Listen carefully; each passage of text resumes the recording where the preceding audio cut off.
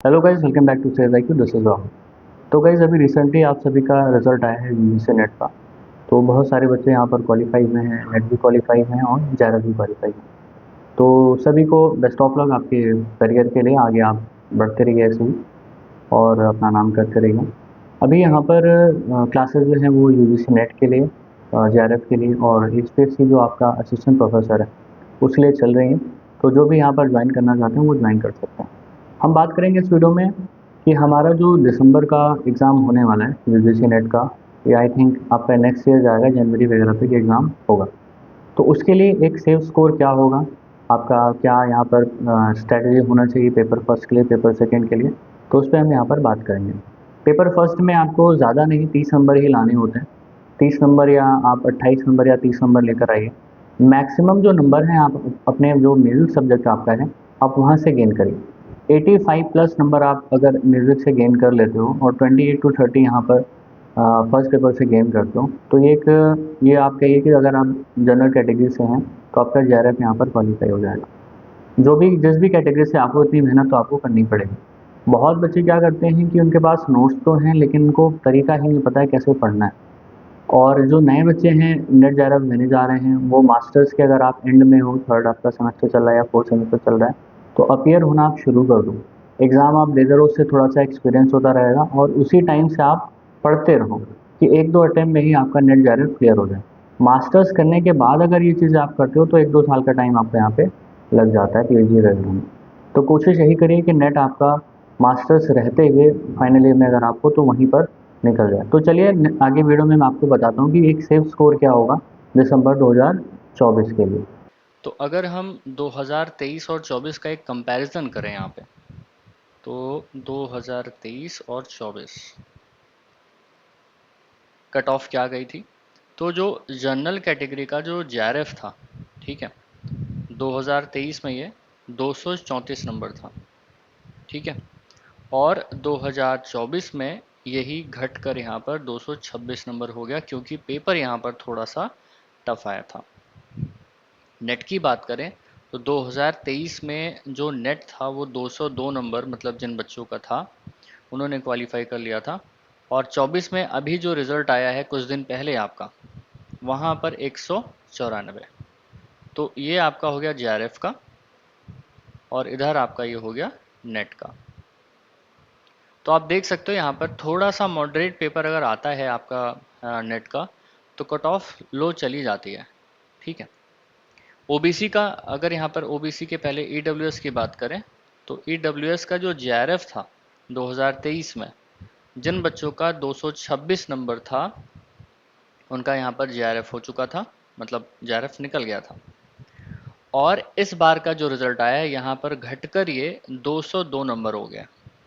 इसका मतलब है जो इस बार का पेपर था वो टफ आया था। नेट आप देखोगे तो यहाँ पर 182 नंबर पे नेट निकल गया था बच्चों का जिन्होंने 2023 में पेपर दिया था। यही ज़्यादा फर्क तो नहीं है, 180 नंबर पे यहाँ पर ईडब्ल्यूएस वालों का नेट निकला है। तो 2-4 नंबर का यहाँ पर आगे पीछे फ़र्क रहता है। ओबीसी की बात करें, जो नॉन क्रीमी के होते हैं, तो जेआरएफ उनके लिए जो निकला था 2023 में वो था यहाँ पर 216 नंबर, ठीक है। और इस बार का जब रिजल्ट आया ओबीसी का, तो यहाँ पर मात्र 208 नंबर, मतलब 8 नंबर यहाँ पर कम हो गए थे। तो जेआरएफ निकला 208 नंबर पे, मतलब जिन बच्चों के 208 नंबर थे या इससे ऊपर थे उनका जेआरएफ क्वालिफाई हो गया था।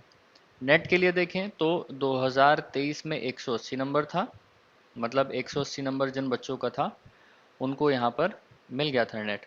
और 176 आपका ये कम हो गया 2024 में, ठीक है। ये बिल्कुल परफेक्ट डेटा मैं आपको बताऊंगा अभी कि दिसंबर में कितना आप स्कोर लेकर आओ कि आपका जेआरएफ या नेट क्वालिफाई हो जाएगा, ठीक है। एससी वाले जो हैं, एससी कैटेगरी के जो भी बच्चे हैं, तो 210 नंबर पे उनका जेआरएफ निकला था 2023 में, ठीक है। 2023 में आपका यहाँ पर जेआरएफ निकला था 210 नंबर पे, ठीक। यही 2024 में बात करें तो ये घट कर आपका 204 नंबर हो गया। मतलब 204 जिन बच्चों का था वो क्वालिफाई कर गया। ये आपका जेआरएफ के लिए था। नेट की बात अगर यहाँ पे आप करोगे तो 172 नंबर जिन बच्चों का था, 172 उनका नेट हुआ था, और 170 वही 2 नंबर का फ़र्क है बस, जिन बच्चों का था 170 नंबर 2024 में उनका नेट क्वालिफाई हो गया। यहीं पर अगर एसटी की बात करें तो जेआरएफ के लिए मात्र 198 नंबर, 198 नंबर पे जेआरएफ बच्चों का हो गया था जो एससी कैटेगरी से थे, और यही इस बार 2024 में 200 हो गया। तो सिर्फ एसटी कैटेगरी में आप देखोगे 2 नंबर का यहाँ पर बढ़ा हुआ आया है, बाकी सब में कम ही हुआ है। नेट के लिए आप देखोगे तो 166 2023 में भी था, और 166 166 यहाँ पर 24 में भी है। तो एसटी में कुछ खास यहाँ पर फर्क नहीं आया है, बल्कि 2 नंबर बढ़ ही गए नेट और जेआरएफ के लिए। तो इस बार अगर आप सोचिए कि पेपर मॉडरेट आता है, ये इस बार की आपकी कट ऑफ है 2024 की, यहाँ पे लिखी हुई है, और ये 2023 की है। तो अगर इसको कंपेयर करें तो यहाँ पर आपका दिसंबर या जनवरी में, मुझे लगता है आपका एग्ज़ाम थोड़ा लेट ही होगा, में अगर आपका एग्ज़ाम होता है तो सेफ स्कोर आपके लिए क्या होगा यहाँ पे।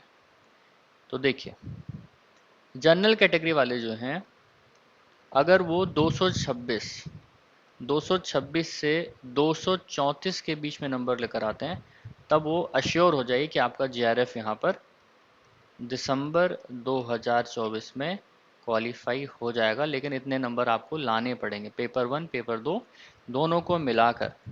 और नेट क्वालिफाई करना है तो 202 से लेकर 196 नंबर, मतलब 196 से लेकर 202, 196 से लेकर 202 के बीच में अगर आपका नंबर है तो यहाँ पर नेट आपका क्लियर हो जाएगा दिसंबर 2024 वाला। आपको स्ट्रेटजी बनानी पड़ेगी। पेपर इस बार का भी मॉडरेट आएगा, इजी पेपर नहीं आएगा, तो अच्छे से अपने नोट्स को पढ़िए, अच्छे से नोट्स बनाइए, और अच्छे से करेंगे तभी हो पाएगा। अदरवाइज कंपटीशन आप डे बाय डे यहाँ पर बढ़ता हुआ देखोगे। ईडब्ल्यूएस की अगर बात करें तो क्या सेफ स्कोर रहेगा, तो जेआरएफ के जो भी बच्चे हैं, थोड़ा सा यहाँ पर 210 से लेकर 218 के बीच में अगर आपका नंबर आएगा तो आप सोच लो कि आपका जीआरएफ यहाँ पर क्लियर हो जाएगा। ठीक है।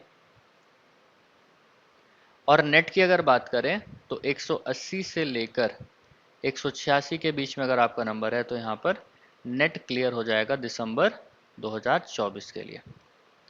देखो, तैयारी के लिए थोड़ा कम समय है, ठीक है, जनवरी तक पेपर जाएगा, 2 ढाई महीने हैं, तो पेपर भी टफ आएगा। हालांकि बच्चे पहले से ही एक बार जो पेपर दे चुके हैं उनका नहीं हुआ, वो फिर से बैठेंगे, कुछ नए बच्चे भी होंगे, कुछ पुराने भी बच्चे होंगे, तो कंपटीशन बढ़ जाएगा। ऐसा नहीं कि आपका यहाँ पर बहुत आसान पेपर आने वाला है। ओबीसी की अगर बात करें तो ओबीसी का आप देखो तो जेआरएफ अगर आपको निकालना है तो कम से कम आपका 210 से 218 के बीच में नंबर होना चाहिए, और नेट के लिए आप देखोगे तो 180 से 186। ओबीसी और ईडब्ल्यूएस लगभग कभी कभी एक जैसे ही निकल के आते हैं, तो अगर इनके बीच में आपका नंबर है तो दिसंबर 2024 बिल्कुल आपका सेफ है, यहाँ पे निकल सकता है। अगर यहाँ पर एससी की बात करें, एससी कैटेगरी वालों के लिए सेफ स्कोर क्या रहेगा, तो वो आपका 206 से लेकर 212 के बीच में अगर है तो आप जेआरएफ यहाँ पर क्वालिफाई हो जाओगे, और 170 से लेकर 176 के बीच में अगर आपका नंबर है तो यहाँ पर नेट आपका निकल जाएगा दिसंबर 2024 के लिए। एसटी के लिए यहाँ पर अगर देखें तो 204 से लेकर 208 के बीच में यहाँ पर जेआरएफ आपका निकल जाएगा, और 166 से लेकर 170 के बीच में अगर आपका नंबर है तो नेट क्वालिफाई हो जाएगा। ये प्रिडिक्शन जो मैंने आपको बताई है, यही आप देख लीजिएगा, यही कट ऑफ आपकी नेक्स्ट आने वाले एग्जाम में आएगी। एक 2 नंबर का फर्क आ सकता है, अदरवाइज सेम आपको एग्जैक्ट इसके बीच में ही नंबर मिल जाएंगे। तो कैसी आपकी तैयारी है, फर्स्ट पेपर कैसा होना चाहिए, सेकंड पेपर कैसा होना चाहिए, उसके बेसिस पर आप यहाँ पे तैयारी शुरू कर दो। 100% मैं आपको श्योरिटी देता हूँ कि यहाँ पर आपका जेआरएफ क्लियर ही हो जाएगा। नेट के लिए मत जाइए, पीएचडी के लिए मत जाइए। पीएचडी जो क्वालिफाई इस बार एक नई यहाँ पर एक इन्होंने बनाई है, हालांकि उसका कोई मतलब नहीं है, ये होना भी नहीं चाहिए था, लेकिन इन्होंने किया है। तो पीएचडी ओनली इस पे यहाँ पर जनरल कैटेगरी का देखें तो 170 कट ऑफ थी, ईडब्ल्यूएस की देखें तो ये आपकी 152 थी, ओबीसी की भी यहाँ पर 152 गई हुई है 152, एससी की यहाँ पर 148 और एसटी की यहाँ पर 138। तो 24 में क्या होगा ये पीएचडी के लिए, ये आपका 172 से थोड़ा बढ़ा हुआ ही जाएगा। ये वो पहली बार था तो इन्होंने जैसे भी निकाला हो, लेकिन इस बार आपका आएगा तो वो बढ़ा हुआ ही आएगा। और 154 से 160, और इसमें आप 150 से लेकर 156, और नेक्स्ट आपका 140 से लेकर 146। ये दिसंबर 2024 का मेरा प्रेडिक्शन है। आप देख लीजिएगा इसके आसपास ही आपका पीएचडी का भी कट ऑफ जाएगा। हालांकि ये इसलिए किया गया है कि आने वाले टाइम पे आपका जो अभी डायरेक्ट एडमिशन पीएचडी में हो जाता है, 40% बच्चे लिए जाते हैं जिनका नेट नहीं है, तो ये उनके लिए है। आगे से आपका जो नेट है 3 कैटेगरी में होता है, आप सबको पता है, एक पीएचडी ओनली है, एक नेट है और एक जेआरएफ है, ठीक है। तो पीएचडी ओनली अगर आपका सर्टिफिकेट नहीं होगा या नेट का नहीं होगा आपका, तो पीएचडी में एडमिशन भी आपको नहीं मिलेगा। ये थोड़े टाइम बाद हो सकता है ये आपके एग्जाम में आ जाए। तो फर्स्ट पेपर का भी आप देखोगे तो कितने नंबर होने चाहिए। मान लीजिए सबसे पहले मैं बात करता हूँ जेआरएफ कैटेगरी के लिए, जो आपका जनरल कैटेगरी का है। तो अगर आप जो फर्स्ट पेपर है 30 नंबर उसमें लेके, मतलब 30 क्वेश्चन उसमें सही करते हो फर्स्ट पेपर में, और सेकंड पेपर में आपको कम से कम 86, 85 प्लस आपको यहाँ पर सही करना पड़ेगा। सेकंड पेपर म्यूजिक जो आपका होता है, इससे कम में जेआरएफ आप भूल जाइए, नहीं निकलेगा, ठीक है। तो 86 को अगर यहाँ पर हम इसका 2 नंबर से कर लो, 172, 72 नंबर यहाँ पर होते हैं और 60 नंबर यहाँ पर होते हैं। तो 172 प्लस 60 करो, कितना हो जाएगा ये 232। तो यहाँ पर अगर आप देखोगे तो जो मैंने जनरल कैटेगरी 2024 के लिए कट ऑफ रखी है वो 226 से लेके 234 के बीच में है। आपको कुछ नहीं करना है, 30 क्वेश्चन कम से कम फर्स्ट पेपर में सही करिए और 85 प्लस क्वेश्चन आप म्यूजिक वाले पेपर में कर लीजिए। 20 क्वेश्चंस आप इधर गलत कर सकते हो फर्स्ट पेपर में, और 15, इससे कम अगर है तो फिर वो रिस्की होता है कि निकलेगा भी नहीं निकलेगा। लेकिन अगर इतने क्वेश्चन आप सही कर लेते हो, यहाँ पर आपका क्वालिफाई हो जाएगा।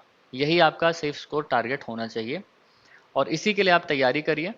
आपका जेआरएफ मैं एश्योरिटी देता हूँ कि क्लियर कर लोगे, लेकिन आपके मेहनत पे, नोट्स पे और पढ़ने के टाइप पे डिपेंड करता है कि आपका एग्ज़ाम क्वालिफाई होगा या नहीं होगा। आप जो पढ़ रहे हो क्या वो सही पढ़ रहे हो, नोट्स के अकॉर्डिंग आप सही पढ़ रहे हो चीज़ें, कितने डीप पढ़नी है, कहाँ तक पढ़नी है, नेट में कैसे पूछता है, ये सब अगर आपको नॉलेज नहीं है तो 2 3 4 बार आपको एग्ज़ाम देते रहना पड़ता है। एक बार मान लीजिए किसी की क्लास आपने ज्वाइन करी, वहाँ पढ़ा, नहीं निकला नेट, फिर दोबारा क्लास ज्वाइन करी, फिर पढ़ा, नहीं निकला नेट, तो कहाँ पर कमी हो रही है आपको पता होना ज़रूरी है, ठीक है। नोट्स हैं, नोट से चीज़ें समझ नहीं आ रही हैं, या मेथड समझ नहीं आ रहा है, या आप खुद ही कोई गलती कर रहे हो, पढ़ाई नहीं कर रहे हो, तो ये थोड़ा सा बैठ के चिंतन मनन करोगे तो आराम से सारे आंसर्स आपको मिल जाएंगे और पूरी तैयारी से लग जाओ, जेआरएफ यहाँ पे निकल जाएगा, ठीक है। बात रही अभी जो वैकेंसीज, जो एग्ज़ाम्स होने वाले हैं 2024 या 25 के शुरुआत में, सबसे पहला जो एग्ज़ाम आपका यहाँ पर मैं बताऊँ तो आपका यूपी, टीजीटी और पीजीटी, ये वैकेंसी है। बहुत लोगों ने फॉर्म भरा होगा, फिर से फॉर्म ओपन होगा म्यूज़िक की, ये एग्ज़ाम आपका होना है। दूसरा आपका एमपी मेंस का एग्ज़ाम होना है, एमपी टेट एग्ज़ाम जिन बच्चों ने दिया था म्यूज़िक का, उनका एग्ज़ाम होगा 2025 में, ठीक है। इसके बाद आपका 2025 में आपके ये एग्ज़ाम्स हैं। और यहीं पर UP H E S C assistant professor की वैकेंसी आई थी, वो भी अभी पेंडिंग है। ये भी आपकी म्यूज़िक की ही वैकेंसी थी, तो आप यहाँ पर इसमें भी एग्ज़ाम देंगे। दूसरा जो वैकेंसी अभी आरपीएससी में निकल के आएगी फर्स्ट ग्रेड सेकंड ग्रेड में, यहाँ भी आप इसमें दे सकते हो। और बीपीएससी तो आपको पता ही है जो बिहार में चल रहा है, ये भी 2025 तक एग्ज़ाम कराएंगे, सारे म्यूज़िक के एग्ज़ाम्स हैं, ठीक है। और वैकेंसीज यहाँ पर आने वाली हैं केवीएस और एनवीएस के लिए। हो सकता है इस बार यूपी में आपका एलटी ग्रेड में भी एग्ज़ाम देखने को मिले, एचपीएससी में भी वैकेंसीज यहाँ पर निकलने वाली हैं। तो बहुत सारे आपको यहाँ पर चांस मिलने वाले हैं 2025 में।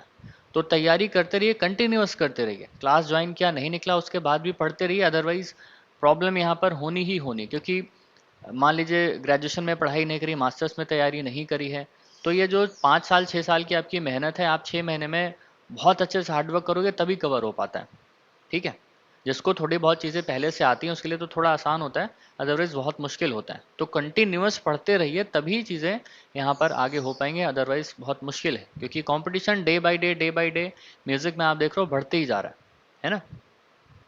दूसरा मैं आपको बताना चाहूँगा, यहाँ पर क्लासेस चल रही हैं, जो मैं पढ़ाऊँगा आपको, लाइव क्लासेस यहाँ पर चल रही हैं यूजीसी नेट के लिए, और जो हरियाणा में अभी आपका एग्ज़ाम होने वाला है एचपीएससी के लिए। ये 2 क्लासेस आप असिस्टेंट प्रोफेसर के लिए और नेट जेआरएफ के लिए चल रही हैं। आप ज्वाइन करना चाहते हो तो अभी ज्वाइन कर सकते हो। फर्स्ट नेट अभी मैं पहुंचा हूँ, वहाँ वहीं से क्लास चल रही हैं। तो लाइव प्लस रिकॉर्डेड क्लासेस हैं, जो भी स्टूडेंट ज्वाइन करना चाहते हैं आप ज्वाइन कर सकते हो। तो गाइज़ आई होप आपको ये चीज़ें समझ में आई होंगी। तो अच्छे से अपनी तैयारी करिए, जो भी जहाँ भी आप क्लासेस कर रहे हो अच्छे से पढ़िए। और मॉडल पेपर हैं, क्वेश्चन पेपर हैं, नोट्स पहले तो आप टॉपिक वाइज चीज़ें पढ़ के क्लियर कर लीजिए। टॉपिक वाइज चीज़ें पढ़ने के बाद आपको जब पेपर सॉल्व करेंगे तो ये पता चल जाएगा कि कहाँ पर क्या चीज़ कमी हो रही है। मान लीजिए बार बार आप नेट का पेपर दे रहे हो, आपका क्वालिफाई नहीं हो रहा, तो कमियाँ ढूंढो कहाँ पर आप कर रहे हो, पढ़ नहीं रहे हो, या जो जहाँ से भी आपने पढ़ा है या जो भी चीज़ आप पढ़ रहे हो क्या वो सफिशिएंट है नेट के लिए, कमी कहाँ पर है वो आप ढूंढोगे तो आसानी से पेपर क्लियर कर लोगे। बहुत सारी वैकेंसीज आने वाली हैं और मैं आशा करता हूँ कि आप अच्छे से अगर पढ़ाई करोगे तो होपफुली आपका जो भी आप एग्ज़ाम दोगे, कोई कॉम्पिटिटिव एग्ज़ाम है या नेट या जेआरएफ जो भी कह लो, अभी तो बहुत सारी वैकेंसीज हैं, KVS, MVS, BPSC, MP TET है यहाँ पर, यूपी टीजीटी पीजीटी भी नेक्स्ट आपका जनवरी फरवरी में ही होने वाला है, एटी ग्रेड की भी वैकेंसीज यहाँ पर हैं, यूपी असिस्टेंट प्रोफेसर का भी यहाँ पर एग्ज़ाम होने वाला है, एचपीएससी तो चल ही रहा है आपका। तो ऐसे ही असिस्टेंट प्रोफेसर की और भी बहुत सारी वैकेंसीज अभी आने वाली हैं। तो फोकस करिए अपनी पढ़ाई पे, मेहनत करिए, अच्छे से चीज़ें करेंगे, प्रॉपर गाइडेंस में करेंगे तो थोड़ा आसानी हो जाएगी एग्ज़ाम को क्लियर करने में। तो मिलते हैं नेक्स्ट वीडियो में। Thank you for watching, this is Rahul Singh. जय हिंद।